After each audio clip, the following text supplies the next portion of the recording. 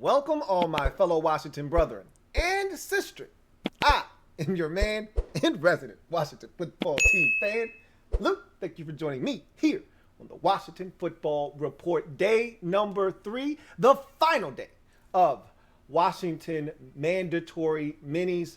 And it was one hell of a week, to say the least. I've got a lot of takeaways from the week that was Washington mandatory mini. This is the last time we will hear about these players on the field at Ashburn until training camp gets underway in late July. However, I think there are a lot of things to chew on between now and then. I'm going to save a lot of those things for the show tonight when we're live for Washington Football Report live and in color. Don't diss the man or bum rush your mother. Hopefully you'll be able to join me tonight, 8:30 p, as we will dig into a number of topics. A great question was posed to me by a viewer on my podcast yesterday. I'm going to bring that question up to you guys tonight, and I'm going to give you my answer for it. And I gave the answer on Wednesday during the podcast, but I'm going to reiterate that and talk about it with you guys because I know a lot of you probably did not see it. So I'm going to bring that up tonight, and I'm going to give you a couple of tidbits. I'm going to give you the player that I think is going to have the biggest jump in 2021. I'm going to give you that tonight as well. And there's so many different things to talk about, and one of those things is the quarterback position. And we're going to spend a lot of time, I think, on that tonight. But I want to talk about this final day of camp. So some guys stood out. Some guys made some plays. Dyami Brown, once again, showcasing his speed. So the Priest got the best of everybody yesterday. That included Terry McLaurin and Dyami Brown. The artwork that you saw yesterday from day 2 of mandatory minis was the Priest, Benjamin St. Juste, knocking away a pass that was intended for a fellow third-round rookie, Dyami Brown. Well, Brown got the Priest back and baptized him with a deep ball in coverage, caught a touchdown on Benjamin St. Juste. So the active competition there is beautiful. I love to hear the young fellas going at one another, and hopefully that will continue when we get to training camp. And iron sharpens iron. You want to make each other better so that when you get into the regular season, you're like, hey, I go against a guy that's running 4.4 out here, so I'm not afraid of your little 4.5 speed, okay? So I love to hear these guys competing, but it was great to hear of Antonio Gandy Golden. There was an AGG sighting. You down with AGG? Yeah, you know me. Hey, one-handed grab, a spinning pirouette, one-handed grab was the catch of camp and the talk of the day. So good to hear his name called. He's got a lot of work to do, but hopefully this is the beginning of him starting to make a power move to make this football team. Leaving camp, there seems to be a clear delineation between who's on the roster at receiver and the guys that are fighting. We'll talk about that later on tonight, but I want to also talk about the quarterback position. So the defense dominated again, okay? And this has been a theme of camp, and I'm not worried, nor should you be.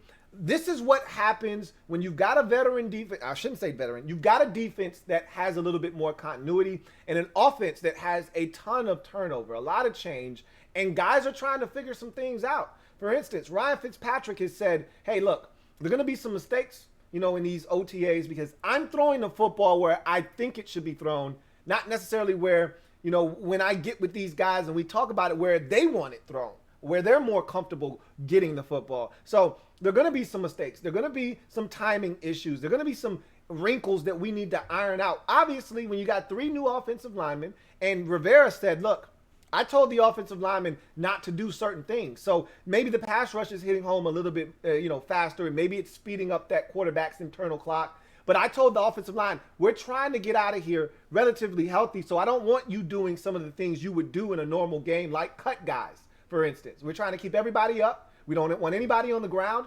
necessarily. So there are some nuances to all of the interceptions. And speaking of interceptions, Bobby McCain had 2 of them today. Also, another guy getting in the action was Khaleke Hudson with an interception. So all of those deflections yesterday started to turn into interceptions. The defense had 5 INTs today, 2 forced by the defensive line getting their hands on football. So the defense dominated the day again. That's to be expected.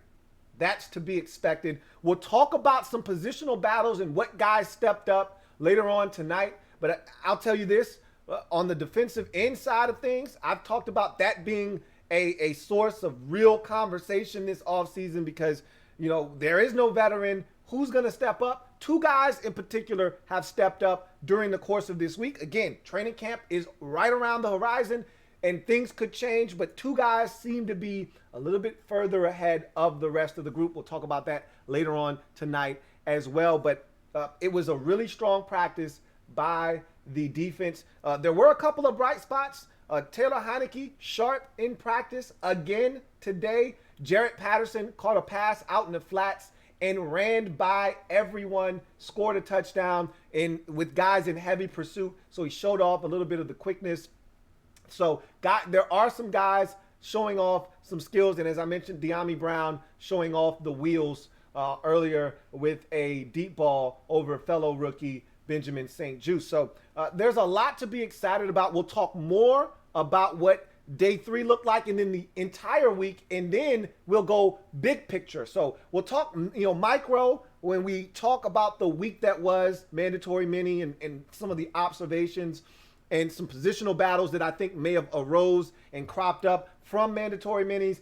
And then we'll go macro and we'll talk about big picture and what it means potentially for this roster and some major camp battles maybe brewing down the road in July. So make sure you join me tonight. It's going to be a big show. We're going to have a lot to discuss, a lot to chew on, as you would imagine after having 3 straight practices from the good boys in burgundy and gold. So that's essentially day number 3 in a nutshell. We'll talk more about day number 3 in greater detail and, of course, the big picture of some of these positional battles. And look, I think there's a real conversation to be made or had about specific positions that I don't want to say all of us, because there are a lot of you out there that are like, nah, I'm not rocking with that. I really think this guy should be starting. I think there are some conversations to be had about some positions that we assumed would be manned by one guy or two guys that maybe we shouldn't be so fast and hasty to just give the job to X, Y, and Z. I'm not saying, I'm just saying, and I think you guys know exactly what I'm referring to, but we'll save that for later on tonight. Make sure you come and join me. I want to chop it up with you guys and have these conversations a little bit later on tonight and throughout the course of the summer. But in any event, that's going to do it for me, your man Louie T. I will see you guys later on tonight. I am a Washington fan, etched in burgundy and gold. My Washington spirit will never die. Washington spirit will never fold until we meet again. Hail to our beloved Washington football team. Another thing about day number 3, you're starting to see the guys that they want to be back on punt returns. They've kind of put that in a box, and I'm thinking you may get one guy from that group and one guy from the other group. We'll talk about that later on tonight as well. Get off the bench, get in the game, and kick it with me, your man Louie T. Until later on tonight, 8:30 Washington Football Report live. Until then, I'm your man Louie T. See you guys next time. Like this video if you haven't already done so. Subscribe to the LouieTeeNetwork for more great content. Turn on your notification bell so you don't miss a thing. See you later. LouieTeeNetwork.